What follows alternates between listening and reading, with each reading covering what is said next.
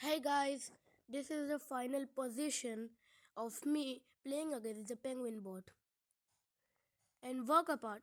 So, I wanted to tell you and wish you a Merry Christmas. Of- Actually, I didn't post any video before this. So, on today 26th December, I wanted to wish you. Sorry guys. Okay, let me show you the game. So, the game was of 53 moves. This is the first move. King's pawn. King's pawn opening. E4. And then he responded with the Sicilian, I think. And after that, I took out the knight. He takes out the knight. I take out the bishop. He takes out the pawn. I take out the knight. He takes out the knight to attack my knight. Okay, that will be a equal trade, so I don't care. I castle.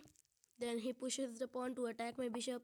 I I pull out my bishop as usual because I have wanted to protect it and I care for it. So he takes out his bishop, attacking my castle, but that that will be dumb. That's why that's useless. He just developed it.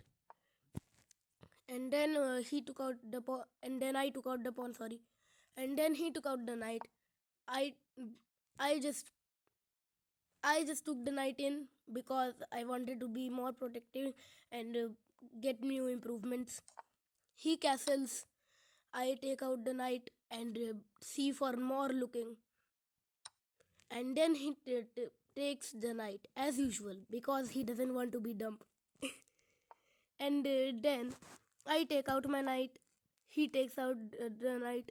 And then I take out the knight to attack his pawn, but it is defended.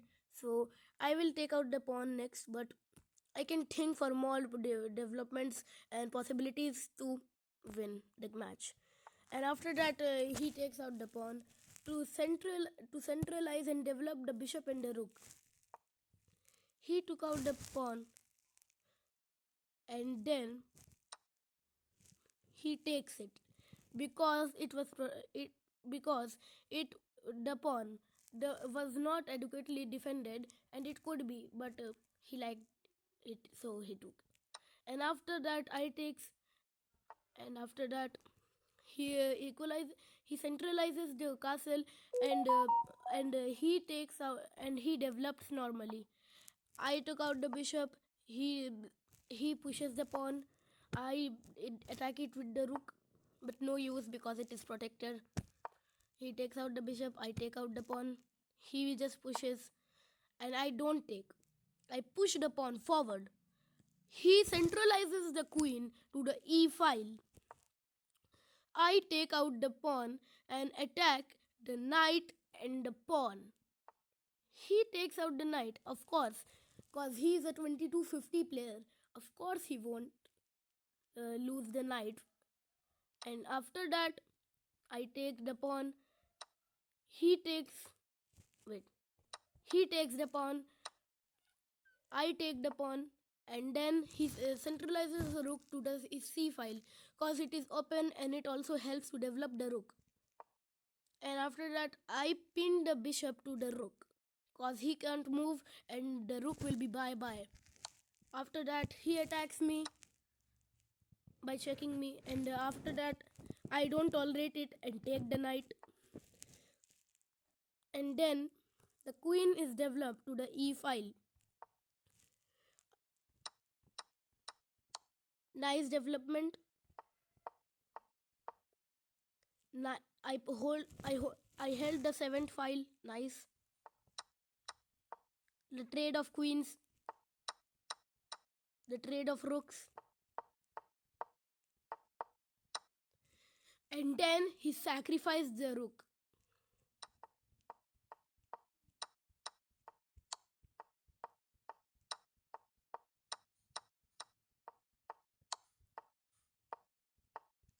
And then I saw that my pawn can be there and cut his thingy and become a queen.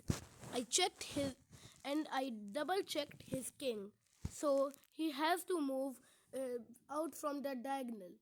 That's an option. And after that, he came to attack with the rook and the pawn. So, after much thought of 33 seconds, I did this. I took his pawn and then checked him. He moved forward, thinking that I would stalemate. But I won't. I was thinking for more business. Pushed, pushed, pushed. He was beginning to go forward. Checkmate. That's the end of the game. Merry Christmas to everyone.